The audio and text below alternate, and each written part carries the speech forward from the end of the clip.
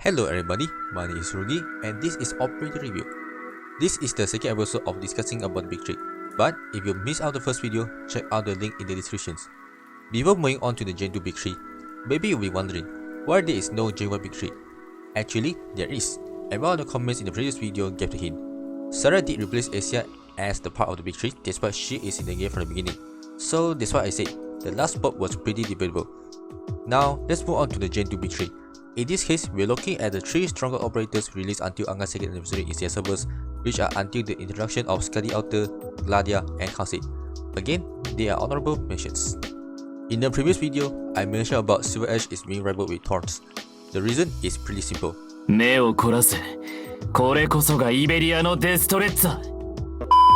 This skill is one of the best permanently active skills in Arknights because the attacks and the attack speed bonuses are double. Also, the ability to self-heal and to deal arch damage makes him effectively replace Asia as the best marksman. Well, CN community dubbed him as the Ground Asia. Taurus is one of the most viable choices in integrated strategies game mode, where he can solve most of the problems in various stages. Still, he struggles at several stages in Chapter 10 where he needs to face various enemies with high physical and arch resistance. Maro is also regarded as one of the Gen 2 Big 3s, and she is the second defender being given the title after Sarah in Gen 1. The second Juggernaut after 5-star Vulcan and before 6-star Penance, she has the highest DPs among all other operators, but turns out, the former enemy has the DPS tag just like Blemishan and Hoshiguma. She can be rivaled with Sarah because of the bloodline of this created Earth, because both skills can slow enemies down, but the difference is that Maro cannot attack at the first 10 seconds before dealing massive damages at the last 5. Talking about the best bonker. But if you're not familiar to the timing, the crack splitter is your niche champion. Seriously, watching her spinning is fun. How she doesn't get dizzy after this? Surtur, the giant with the flaming sword. Or the girl cramming for the ice cream, is one of the strongest operators today.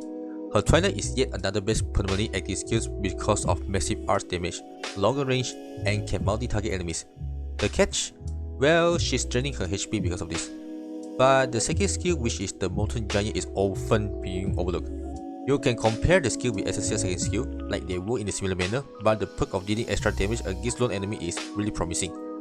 I could say she is almost flawless, and spoiler alert, she is still a member of the current Gen Big 3. But who's the other two then? Now, the honorable mentions. First, we have Mountain. Having one of the lowest DPs, he delivers up to 810 unit DPS even without any skills activated, thanks to his high attack speed.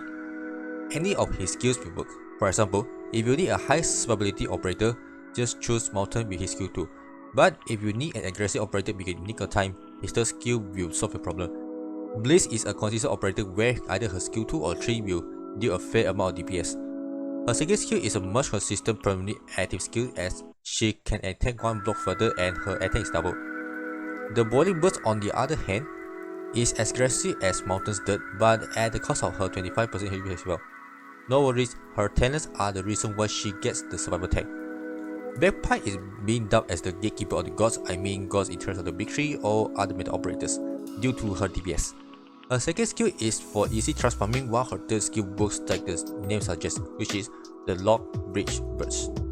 Another fun fact for Arknights CN, she appears on every roster which reaches the highest rank count possible from Season 0 to Season 11, talking about how strong she is. No matter which operators are being chosen as the part of the Big 3, it shows that more meta operators are being introduced within a short time frame aside from the OG Big 3. As said in my previous operator review video, the Big 3 term is eventually abandoned because of many more meta operators. But is this term being abandoned entirely? Not really, because the current Gen Big 3 refers to the 3 meta operators out of all meta operators. Stay tuned for the next video and I'll tell you why, and peace out.